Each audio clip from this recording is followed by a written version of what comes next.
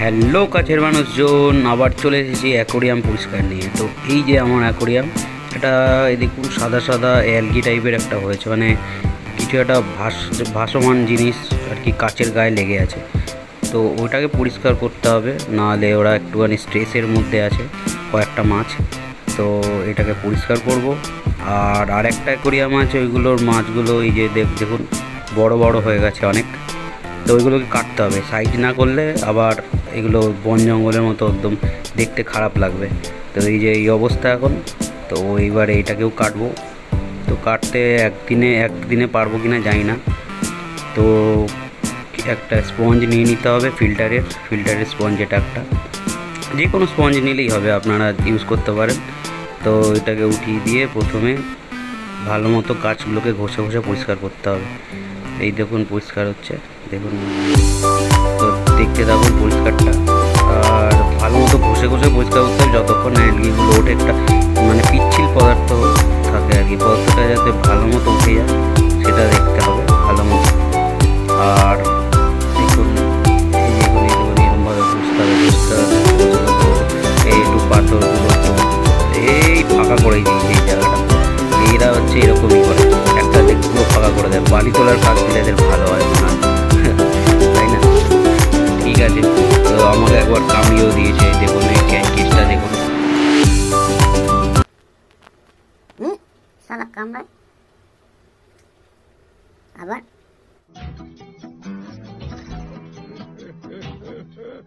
बाप को भेज, तेरे बस की बात नहीं।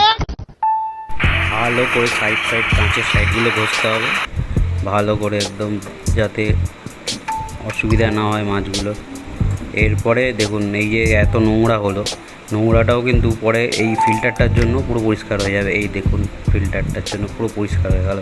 তো এবার সন্ধেবেলা কাজ থেকে এসে এই গাছগুলোকে কাটতে হবে। তো দেখুন কিভাবে কাটছি, আর পরিষ্কার রাখার জন্য এইরকমভাবে কাটতে হবে। আর তার মধ্যে ক্যামেরাম্যান ছিল আমার ওয়াইফ।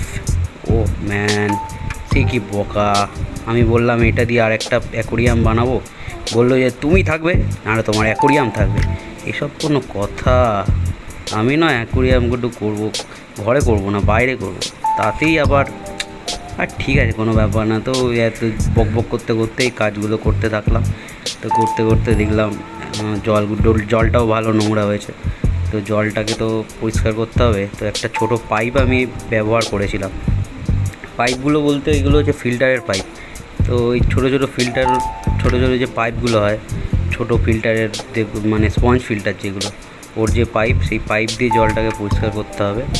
তো এই যে কাটার পরে অবস্থা, কত গাছ বেরিয়েছে, মানে এত গাছ, এগুলো একটা বান্ডিল হয়ে গেলে 60 টাকা করে, মানে এত দাম এই গাছগুলোর। তো এগুলো তো বড় হয়েছে আমার কাছে, আমার এটা ভাগ্যের ব্যাপার খুবই। আমি পেরেছি যে এটাই অনেক, কারণ প্রথমবার তো এটা। তো এবারে কী করব এই জল পরিষ্কার করতে করতে পুরো টাইম লেগে গেল অনেকক্ষণ, কারণ এইটুকুনি জায়গা, তার মধ্যে এত নোংরা। এই দেখুন ছোটো অ্যালগি টাইপের যেগুলো হয়েছে ওইগুলোকে পুরো বার করতে হচ্ছে আমাকে। তো বার করার পরে গাছগুলোকেও কয়েকটা ছোটো জায়গা নিয়ে গাছগুলো ছোটোকে করে আবার পুঁতেছি গাছগুলো। তো ফাইনালি আমি এই পর্যায়ে এলাম এবং সেটটাকে আমি আমার বেডরুমে নিয়ে চলে এলাম। তো কীরকম লাগছে দেখে বলবেন। তো আজকের মতো টাটা।